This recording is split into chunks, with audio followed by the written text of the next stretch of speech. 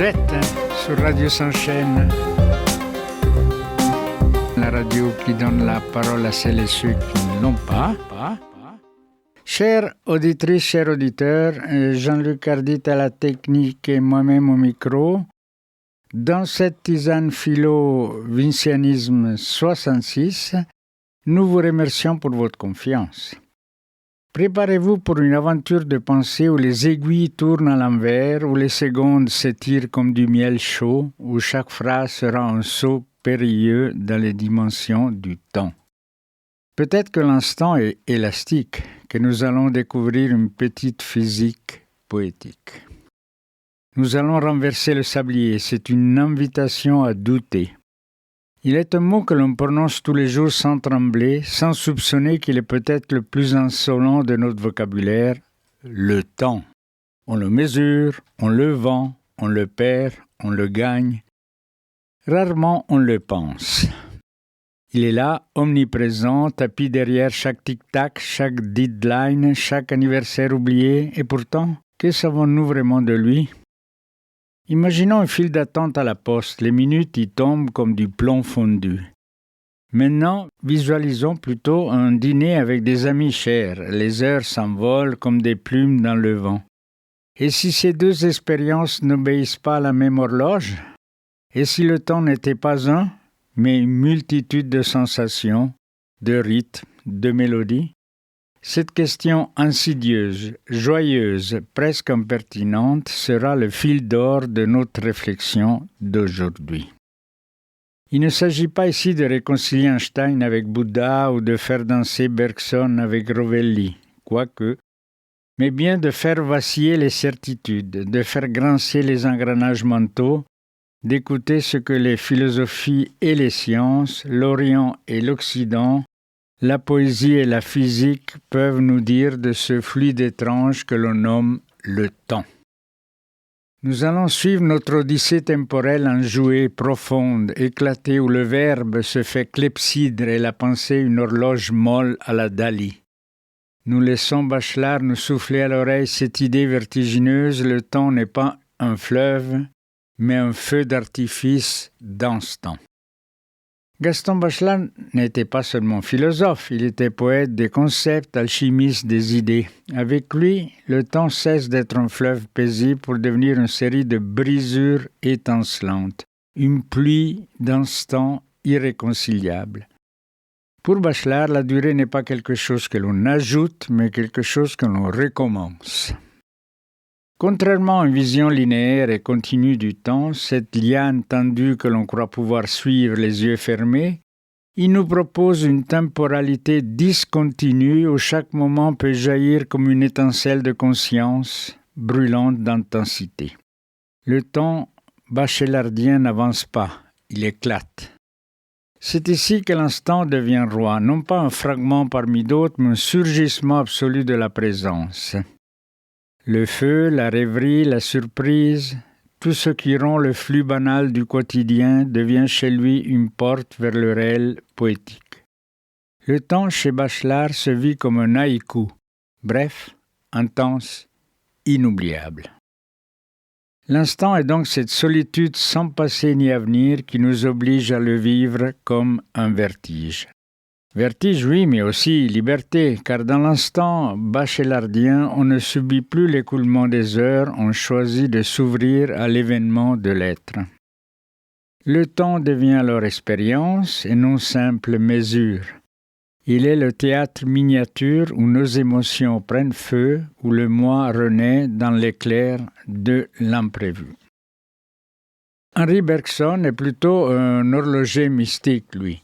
Il nous met en garde contre la tentation de tout convertir en chiffres.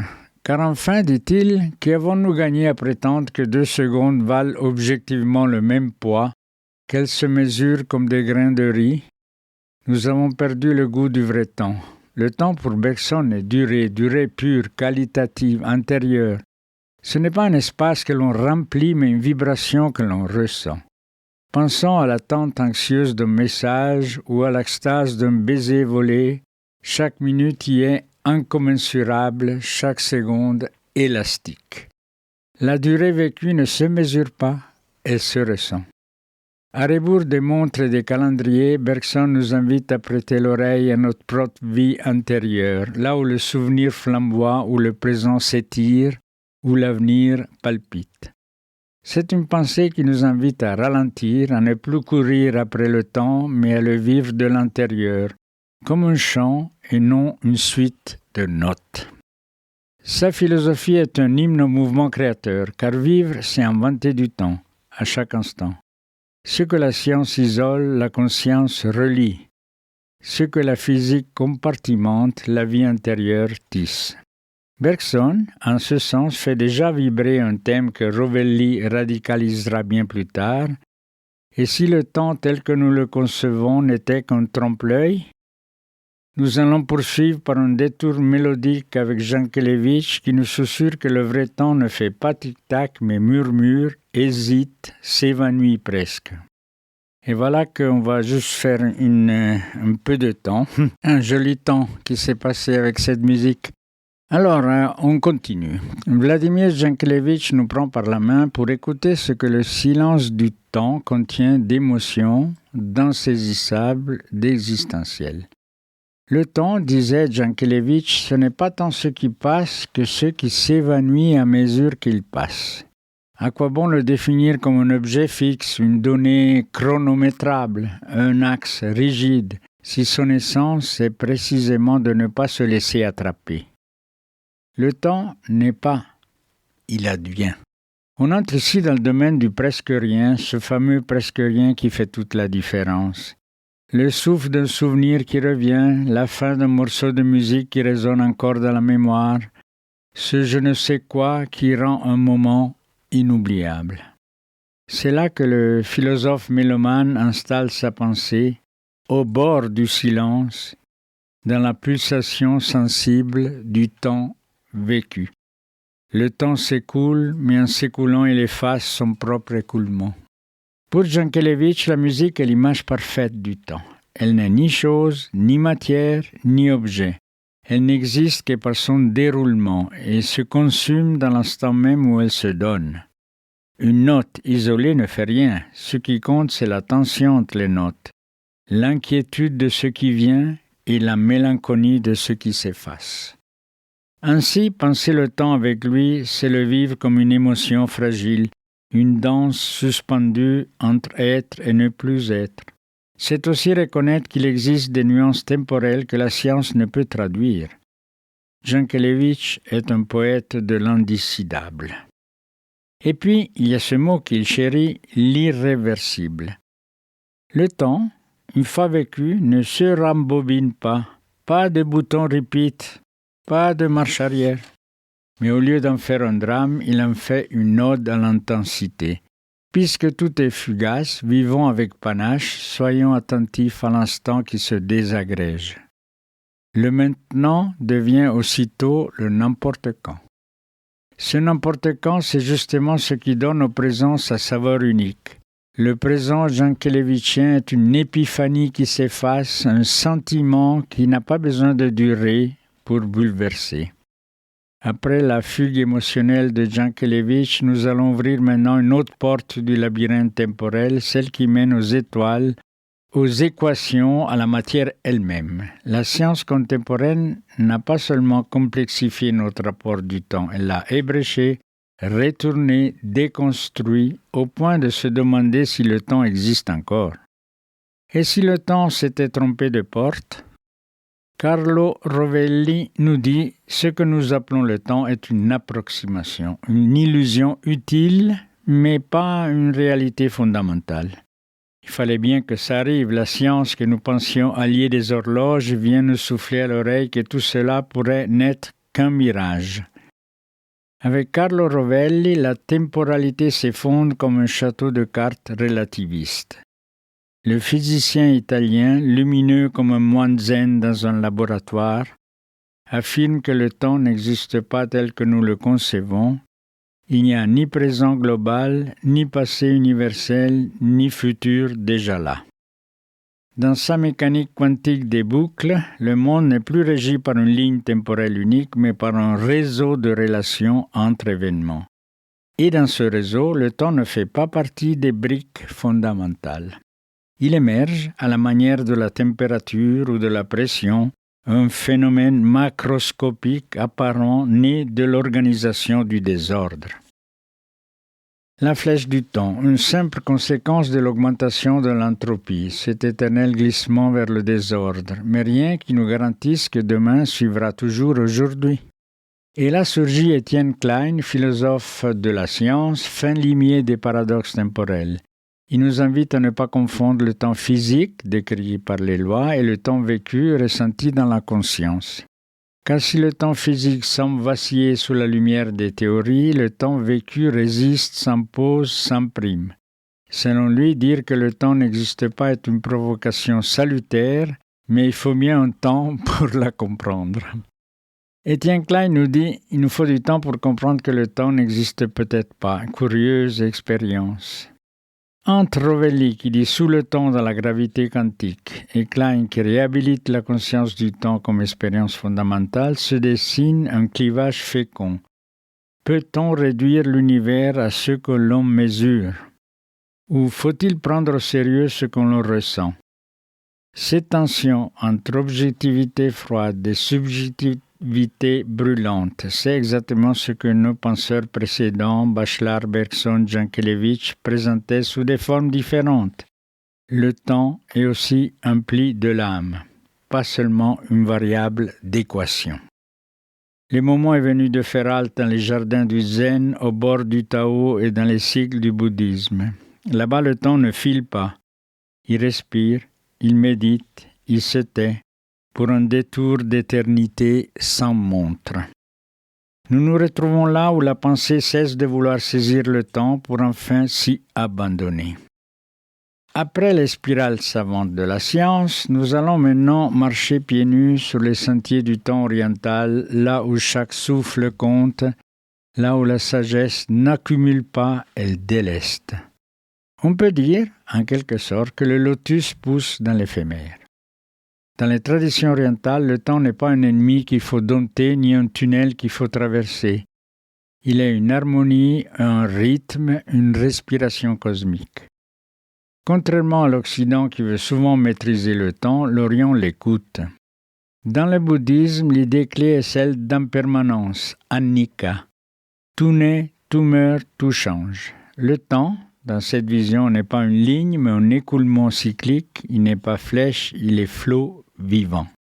Cette conception n'invite pas à l'angoisse, mais à la sérénité. Puisque tout est fugace, pourquoi s'attacher? Le présent est refuge. Ce que nous appelons moi n'est qu'un fleuve d'événements transitoires dans l'instant.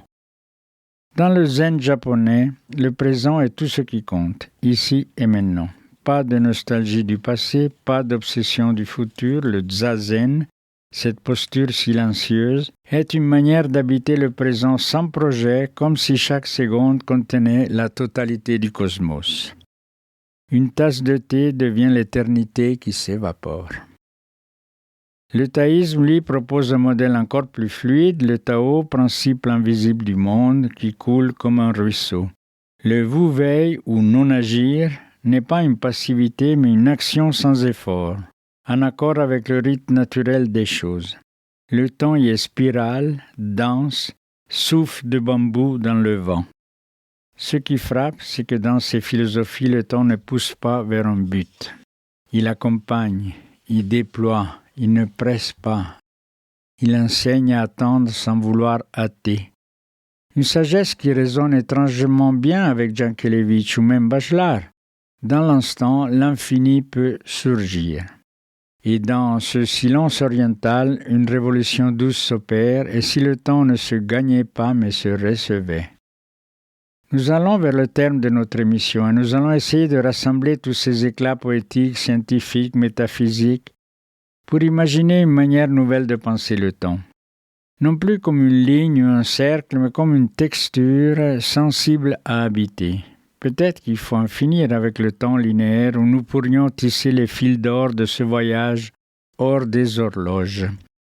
Il ne s'agit pas de conclure, mais plutôt d'élargir le champ, Après avoir suivi les méandres de l'instant, de la durée, de l'entropie et du zen, il est temps de tisser ensemble ces fils vibrants pour composer une nouvelle tapisserie du temps. Et si on lâchait enfin cette vieille corde raide qu'est le temps linéaire, cette ligne droite imposée, inflexible, unidirectionnelle, si l'on cessait de voir le passé comme un poids, le futur comme une angoisse et le présent comme une flèche transitoire trop étroite pour s'y asseoir confortablement, si l'on osait une pensée du temps polyphonique, mouvante, ouvertement hétérodoxe. Ce que Bachelard, Bergson, Jankélévitch, Rovelli, Klein et les sagesses orientales nous ont soufflé n'est pas une réponse unique, mais une myriade d'intuitions. Le temps ne se résume pas à un système d'engrenage. Il est une texture sensible, une chorégraphie d'impermanence, un mode d'habiter le monde. Le temps ne passe pas, c'est nous qui le traversons, ivres d'instants et parfois affamés de souvenirs. Et l'écriture peut être une tentative de s'attarder dans ce passage. Chaque mot posé est une balise sur les rives du fugace, une résistance élégante à la fuite. Écrire cette émission radiophonique fut déjà expérimenter le temps autrement. Non comme une quantité à remplir, mais comme une qualité à rêver. Alors non, il ne s'agit pas de gagner du temps, ni d'en perdre. Il s'agit d'habiter un rythme, d'écouter les silences entre les secondes, de faire de notre présence une forme de poésie. Et si après tout, le vrai luxe n'était pas d'avoir du temps, mais d'être pleinement dans ce que l'on fait, comme nous, ici, en laissant l'écoute de cette émission couler lentement jusqu'à sa dernière syllabe, le sablier est vide, mais les étoiles, elles, continuent de clignoter. Vous êtes sur Radio Shansen, la radio qui donne la parole à celles et ceux qui ne l'ont pas.